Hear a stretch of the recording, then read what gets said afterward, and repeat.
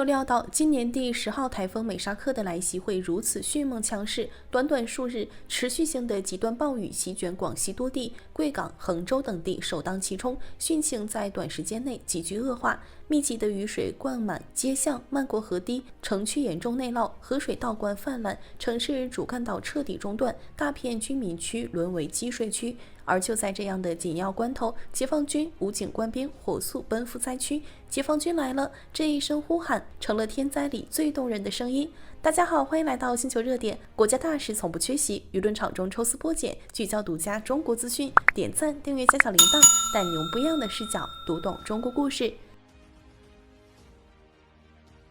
从7月6日开始，广西的降雨就没有停过，贵港更是成为本次洪灾的核心重灾区。持续不断的暴雨让境内河流水位疯狂上涨，直接突破防汛警戒水位，城区排水系统在高强度降水的冲击下不堪重负，海量积水淤积全城，根本无法快速排出。要说本次灾情中最让人揪心的点位，当属贵港市高级中学。浑浊的洪水顺着地势快速涌入校园，教学楼、学生宿舍楼悉数被淹，校内最深积水足足超过3米，4000多名师生被困在封闭的校园里，断水断电，道路全封，食物和饮用水逐渐耗尽，整座校园彻底成了一座被洪水围困的孤岛，无助与焦虑笼罩着每一位师生。孩子被困校内，失联、缺水、缺粮的消息很快在家长群体和网络上扩散开来，无数家长得知情况后满心焦灼，坐立难安。为了亲眼确认孩子的安危，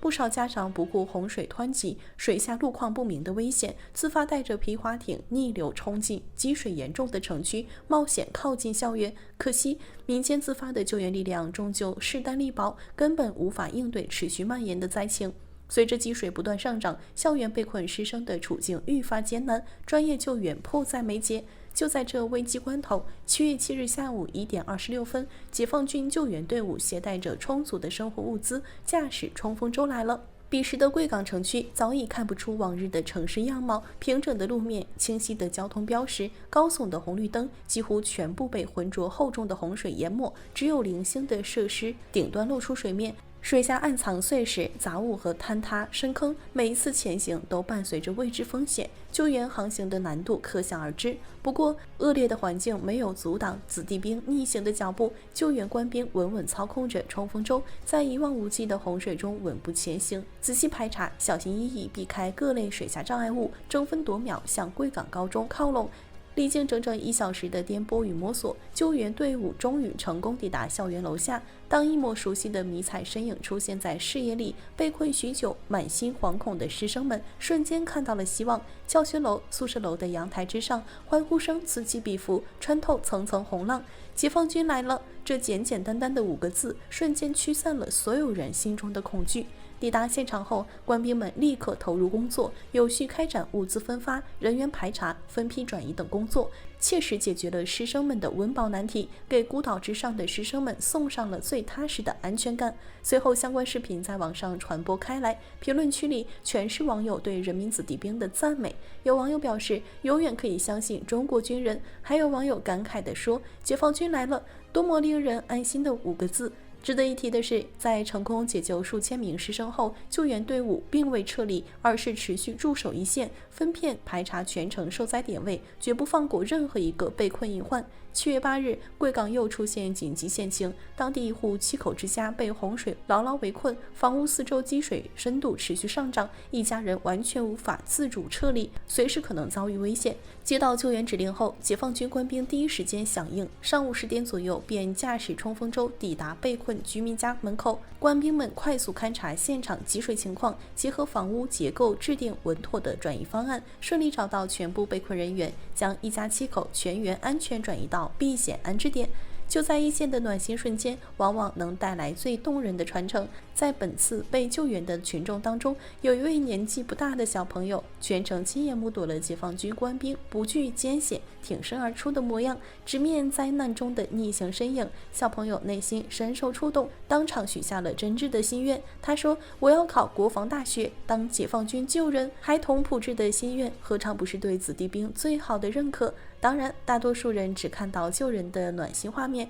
却不知道防汛固堤、排涝护城同样是子弟兵的核心攻坚任务。受台风持续降水影响，贵港玉江河段水位持续飙升，河道堤坝随时存在漫堤、溃堤的风险。一旦堤坝失守，周边大片城区、村落都将被洪水吞噬，灾情会进一步升级。为了守住全城防汛底线，7月7日上午，武警广西总队机动支队紧急集结500余名官兵，火速奔赴堤坝线段。官兵们顶风冒雨，连续不间断奋战6个小时，对堤坝薄弱区域逐一加固加高，最终将险段堤坝整体抬高1.2米，累计加固堤段超500米，成功化解了河道漫溢的重大险情，稳稳护住了整座城市。此外，危难时刻从来都不缺并肩同行的守护者，在解放军、武警官兵冲锋抢险的同时，社会志愿力量也主动挺身而出，全力驰援灾区。退役军人黄健带着儿子黄增锦，主动牵头召集80余名志愿者，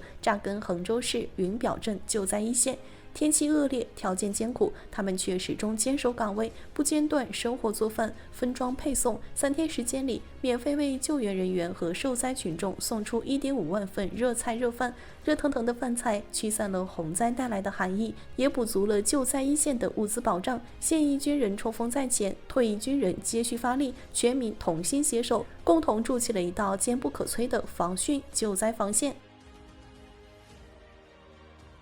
以往面对洪涝险情，所有救援任务几乎都靠人力突进、冲锋舟抵近完成。可洪水变化莫测，水下危险重重，每一次近距离救援都是对救援人员生命的极大考验。于是，今年广西的这场洪灾彻底改变了传统救援模式。一批各式无人机穿梭在灾区上空，包揽了人员转运、物资投递、通信抢修等关键工作，最大程度规避了人员涉水遇险的风险，稳稳扛起了救灾重任。整场救援最惊险、最让人揪心的一幕发生在衡州云表镇，洪水快速蔓延侵袭，当地一名槽罐车司机来不及及时撤离，车身大半被浑浊的洪水淹没，进退无路的司机只能蜷缩在狭小的车顶，孤零零等待救援。彼时洪水流速极快，水下路况完全无法预判，救援人员不敢派冲锋舟贸然靠近，现场救援一度彻底卡住。危急时刻，一台重载无人机紧急升空，稳稳悬停在被困司机的正上方，